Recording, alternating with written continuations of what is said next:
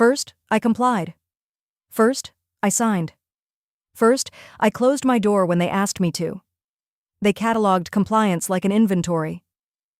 First, I was cooperative. Then, I was helpful. Then, I was a contact. And a contact, once listed, becomes a pattern. They taught me the language of containment. They taught me how to answer.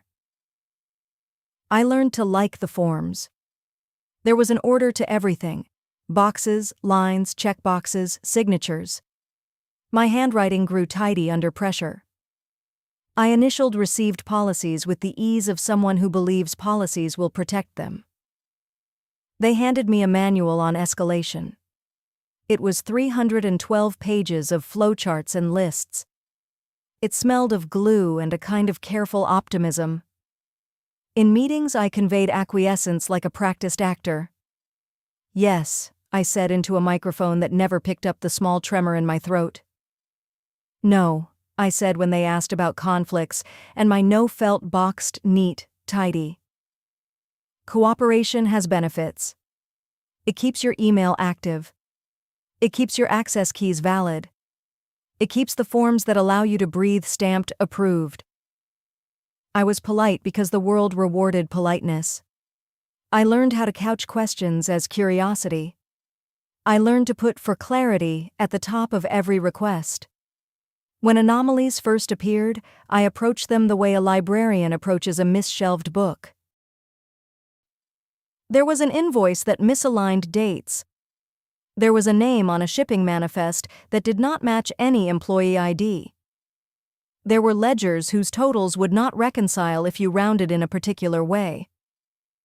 I filed tickets.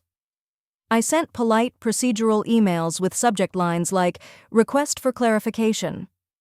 I attached screenshots and logs, and I wrote the dates in full to avoid ambiguity. No alarm bells rang. A reply arrived. Noted. See me later. Later is a word dressed in goodwill. It can mean concern. It can mean a request for patience. It can also be the hinge on a door you didn't know was closing. They asked about my sleep. They asked whether I had been under stress. They offered mindfulness modules and wellness webinars with soothing titles. It is easy to accept help.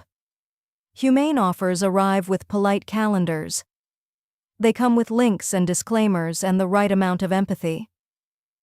I attended the sessions. I filled out the forms. I wrote truthfully that I slept poorly and sometimes felt anxious for reasons I could not name. That was enough. Soon I was in a file folder with a flag. Not a red flag. A small, discreet red dot near my name. Once there is a dot, the machinery of containment finds its rhythm. Calendars change. Invitations omit you. Shared drives acquire new permission layers that your requests for access never clear. It is almost perfunctory. Someone CCs a manager and then deletes the thread. Someone schedules a meeting and puts no attendees in the booking. Someone in procurement copies another person on correspondence, then the copy disappears from the saved record. I noticed. Not as a drama, but as a pattern. I printed logs. I took timestamps with my phone so I could show exact seconds if needed. Patterns have gravity. They pull at your orbit. At first it was small inconveniences, a forgotten password reset that could not be escalated, an expense report returned for clarification twice in a row. Then benefits calculations rerouted. Then travel approvals required additional endorsements. I joked about bureaucracy. My laugh felt brittle. A colleague asked if everything was okay, and the word "okay" opened like a seam. I answered with a smile that was an invoice, a small payment toward the fiction that nothing had changed. People say containment is efficient. They mean it is invisible when it wants to be. They mean it reaches in gentle increments. You miss the first thread pulled until the sweater slips. My file folder acquired annotations. A single line. monitor. A second line, contact. A third, follow up 30 days. The annotations were not accusations. They were, officially, precautions. They were small, and small is domesticated. I began to read the space between meetings. Who left early and did not respond to calendar invites? Which files had their history pruned? How passcodes were changed at odd hours? My access to certain repositories was shifted to read-only. When I asked why, I was given a policy pointer and a line from a manual. The manual was clear. Access privileges must be limited where risk is identified. Risk. Risk is a word that folds neatly into boxes. Risk is data points arranged into a shape that approximates worry. Once flagged, the world teaches you a new etiquette. You learn to announce your presence in the hallway. You reply all in a way that leaves a trace. You send receipts like offerings. I began to carry printed confirmation emails in my bag the way one carries an umbrella. I made small rituals. I logged off when leaving for coffee. I re-authenticated with a second factor even when the system did not ask. The rituals are their own kind of containment. They are peace offerings to an architecture that watches with the patience of a ledger. They asked me to come to a room with glass that shouldered the corridor like a witness. 2 chairs. A table that polished the light into rectangles. There were 2 people who introduced themselves with neat titles and the right amount of neutrality.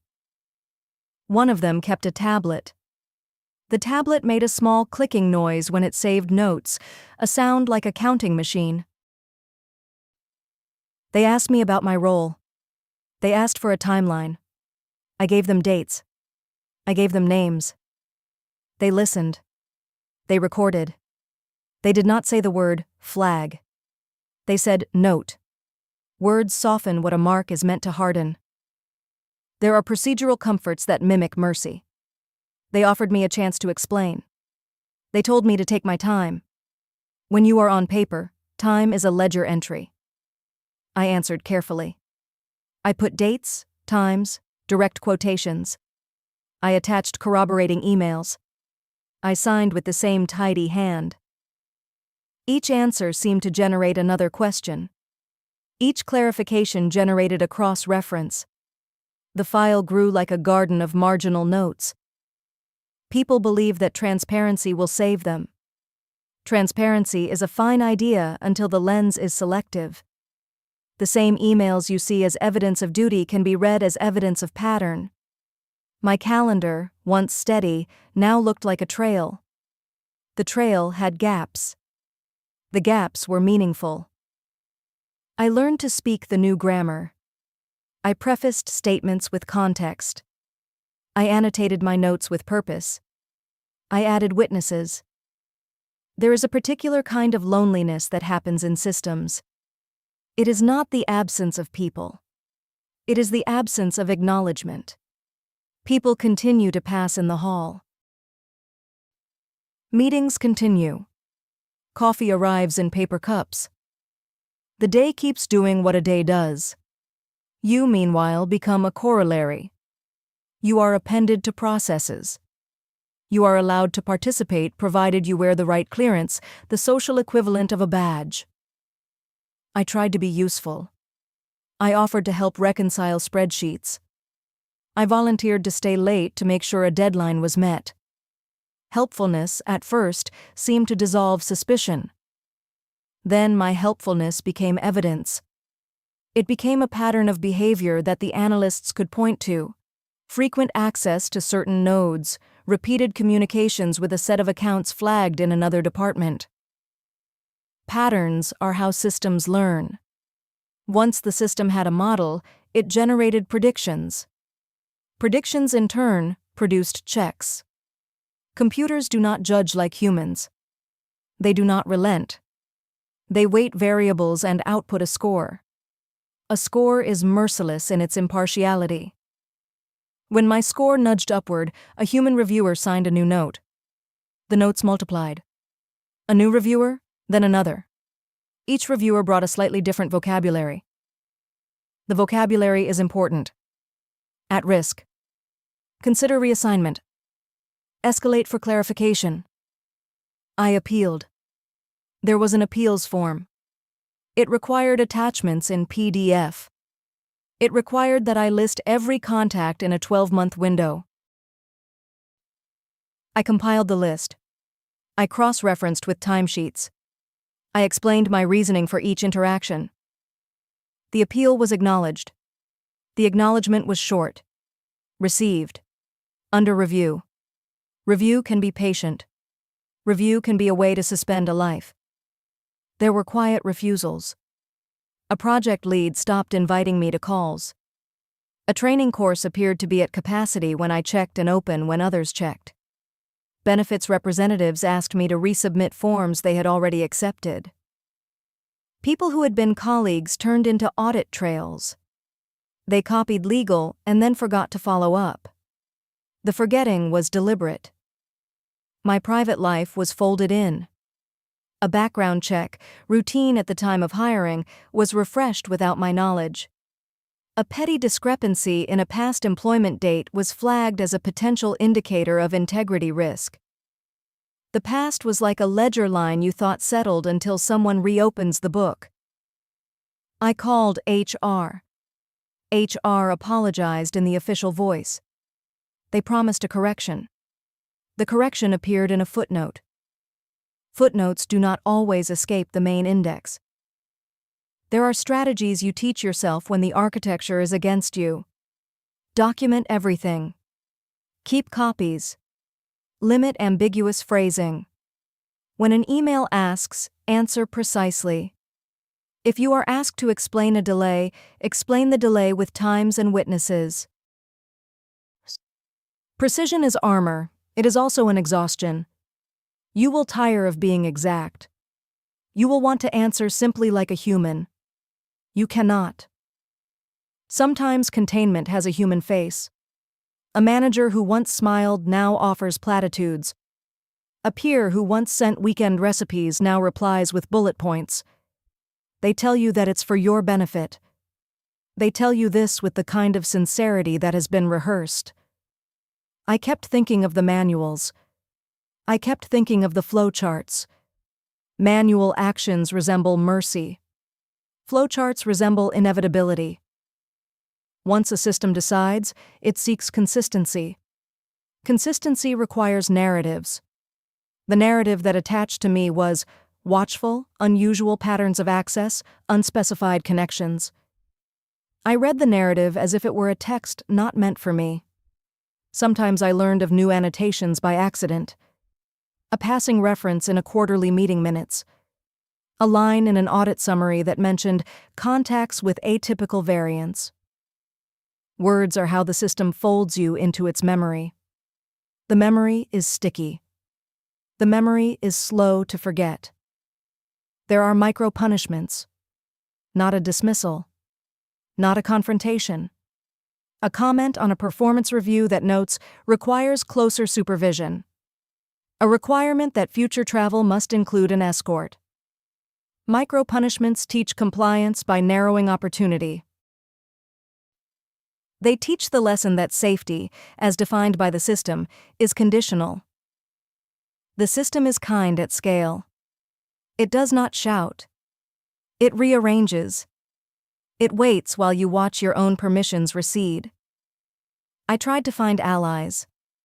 There were people who remembered the old ways. There were people who had been flagged in other ways and had come through. We compared notes. They told me to conserve energy. They told me which forms had worked before. They suggested language.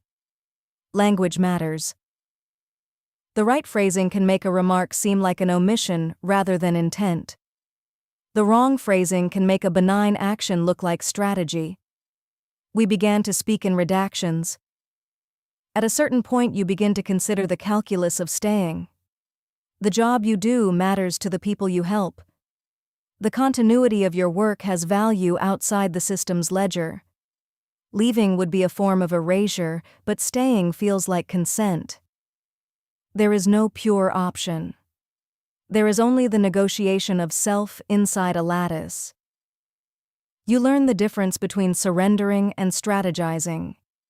You learn that sometimes the most radical thing you can do is to keep meticulous records. There is power in evidence. Evidence does not always win, but it changes the conversation. Sometimes I would wake after a dream, and the order in the dream was purer than the order outside. In dream logic, the forms made sense. The forms corresponded to true things. I would wake and be grateful for the dream's simplicity. Reality, however, accumulates exceptions. The exceptions are the way systems learn to be flexible. Flexibility is not always mercy. Flexibility is a lever. There were moments of absurdity that were quietly devastating. An HR representative advising me on how to project calm during audits. A security officer offering tips on how to appear routine when traveling. The advice assumed that the problem could be handled with posture. Posture can do a lot. Posture cannot change a database entry. The system's logic is reductionist. It turns complex motives into simple vectors. It bites off the story into measurable units. It scores, it flags, it recommends. Humans then read the output and render judgment in their own language, which has its own biases. Together, machine and person make a decision that feels both inevitable and negotiable. Negotiation happens inside narrow margins. Negotiation is not past tense. It is present tense arithmetic. At some point, the environment began to look like a corridor of doors, many of them open to others and closed to me. I would pass teams and see their whiteboards filled with markers and plans. When I raised a hand with a question, the glance back was polite and brief. I learned the art of small talk that did not invite follow-up. Conversations became heuristic. "How are you?" became, "I am keeping busy." "What did you work on?" became, "Scholarship noted." Friends drift in ways that are not dramatic. They stop forwarding internal jokes. They send birthday messages that are prompt and public. There is a recognition that proximity involves risk. People protect themselves. Self-protection is rational. It is also lonely for both parties. In quieter moments, I would imagine a ledger being read in another key. What if a kindness were interpreted as kindness? What if a late-night email was simply commitment? The imagination is a small rebellion. It is not enough to alter policy, but it is enough to make you human to yourself. I started to notice the ways language shifted around me. At risk became under observation. Under observation became subject to review. Subject to review became recommendation to reassign. Transitions like these are slow, as deliberate as tide changes, and then abrupt, like a shoreline slipping away.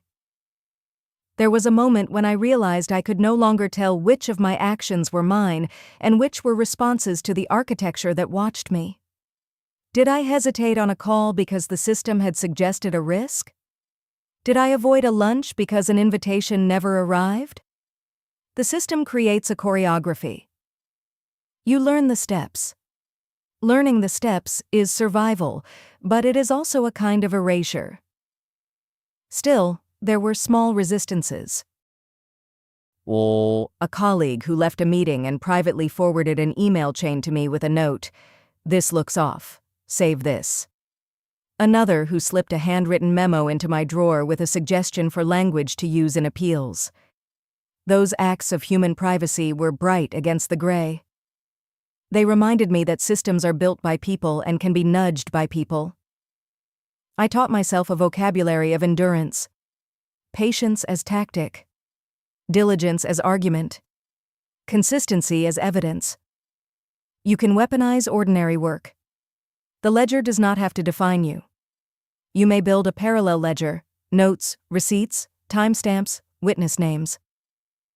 It is tedious. It is necessary. It is a practice of keeping yourself legible. Navigating containment is partly a legal conversation and partly a social one. Lawyers produce disclaimers and tenders. Managers produce reassurance and redirection. People in between, administrators, compliance officers, analysts, translate policy into experiment. My story moved through those translators and came back as footnotes. Footnotes do not always have the chance to be part of the headline. Then there are the triggers that matter little to everyone else and matter a lot to you. The sound of a name spoken on a call that used to signal collaboration and now signals a cross-check.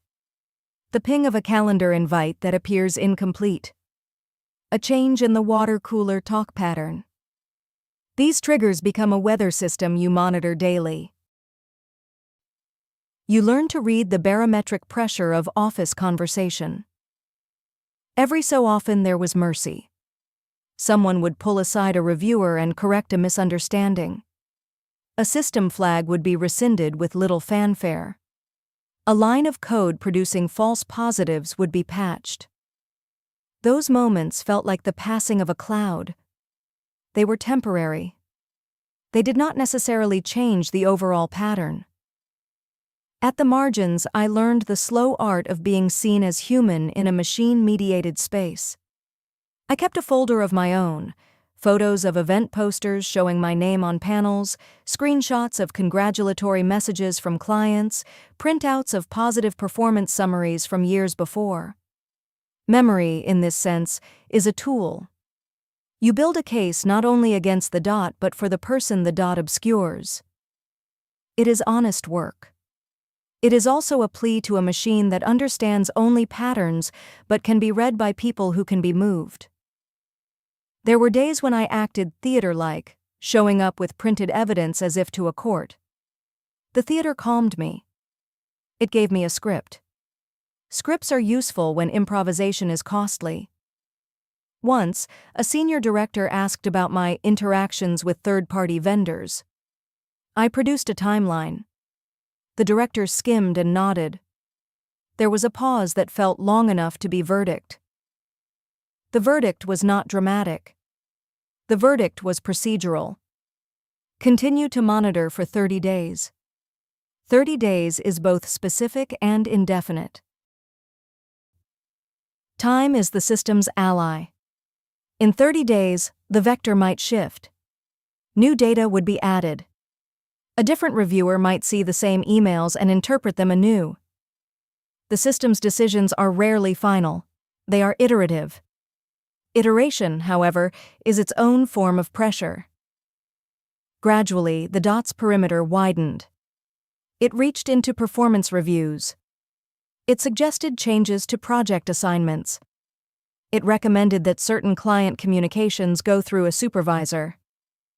Each recommendation was rationalized with historical references, with metrics, with comparative analysis. The rationalizations felt sterile. They were not accidental. I learned that systems prefer to mitigate visible risk rather than address invisible causes. If a person appears as an outlier, the easiest action is containment. Containment is administratively tidy. It reduces variance. But containment also reduces possibility. Possibility in a workplace is often how innovation happens. Systems that prize stability over possibility become small and careful. I thought about language, how safe sounded like shelter, and how flagged sounded like warning. Both words claim to protect something. Which thing, and whose protection, rarely goes asked aloud. Protection implies a boundary. Boundaries produce an inside and an outside. Once you see the line, you see how many small crossings are required to move from one side to the other. I kept doing my work. There is dignity in tasks well executed. I became better at framing deliverables so that they could be shared without invitation. I learned to publish my wins in public channels. Public wins are legible in ways private work is not. They create a counter-narrative. Counter-narratives are not always persuasive, but they exist. Sometimes I would catch myself apologizing in emails where apology was unnecessary. Apology had become an instrument of safety. I edited them out. I practiced neutral phrasing. Self-correction was part of my survival kit. I was learning to speak in a tone that signaled predictability.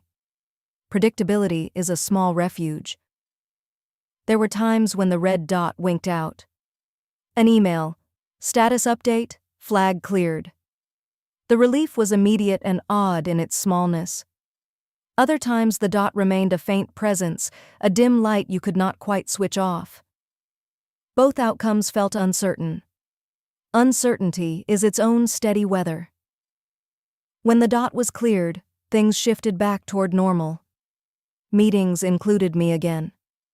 Permissions eased. People who had been cautious resumed small intimacies. But the experience left its trace. You carry the knowledge of what can happen. You carry the reflexes you had to adopt. If the dot stayed, you learned other trades. You learned how to produce impact without fanfare. You learned to measure your successes in narrower scopes. You learned to find meaning in work that did not solicit applause. Both survival modes are valid. Both are honest. There is a larger question about the systems themselves. When safety is automated, who writes the rules? When a dot decides someone's trajectory, what oversight exists to counter false positives? Machines are trained on data. Data carries history. If the historical record is biased, then the system will be biased in its predictions. Fixing that is not a simple patch. It requires a redesign of what counts as evidence. It requires that human reviewers do not outsource moral judgment to a model. Sometimes I wondered whether containment was a symptom of a larger fear of unpredictability. Systems trained to be risk-averse prioritize sameness. They shrink the space in which people can act. That shrinkage has costs: human creativity, empathy, the messy business of trust. I kept a running list of the costs in my head. It was a private ledger. I did not always know what to do with it. In rare meetings, an executive would speak about culture as if it were a decor choice. We must protect the brand, they would say, and the language folded staff into spokes. The brand-mindedness justified containment. But brands are narratives. Narratives can be shaped to include restoration rather than exclusion. If the goal is resilience, then the work is to make systems generous enough to absorb anomalies without defaulting to containment. Generosity is not softness. It is a practical policy. I think about how stories end. Some stories close with vindication. Some end with quiet acceptance. Some conclude with a system learning to see its own limits. I do not know which ending is truest for me. I know only that I learned to read the architecture and to live inside it without letting it fossilize me. On certain mornings I take the long route to work. The city feels less ordered on foot. People are not always behaving like data points. A man gives a sandwich to a dog. A woman sings off-key into a coffee cup. Those moments are proof that not everything can be contained. They are weather that a system cannot fully predict. When I return to my desk, I open my email, and I continue. There are new tickets. There are new requests. There are new opportunities to be exact and to be patient. I put a date on every attachment. I save copies in 3 places. I continue the ledger that fights the ledger. Some days the dot is gone. Those days are bright and small. Other days the dot blinks back like a cautious eye. I make new entries into my private record, not with the hope of perfect redemption, but with the hope of being seen. Being seen is not always the same as being believed. But it is the start of any appeal. There are rituals I still keep: a careful subject line, a detailed timestamp, the phrase, "for the record," included when I want extra weight. Rituals are both armor and prayer. They are daily acts against erasure. Sometimes I think the system ought to know better. Then I remember that systems are made by people who are fallible. Fallibility calls for checks and for humility. I remain cautious about easy moral victories. The story of a dot is rarely a simple tale of good and bad. It is a story of compromise and inertia, and the ways small acts accumulate into a verdict. It is also the story of the human will to keep working, even when the system suggests withdrawal. When they tell you you are safe, they mean the system has not identified you as a danger. When they tell you you are flagged, they mean the system has found patterns that merit attention. The difference between safe and flagged is sometimes a single data point, an email, a timestamp, a misunderstood phrase. The lesson is uncomfortable. The boundary between safety and suspicion can be thin and arbitrary. What can be done?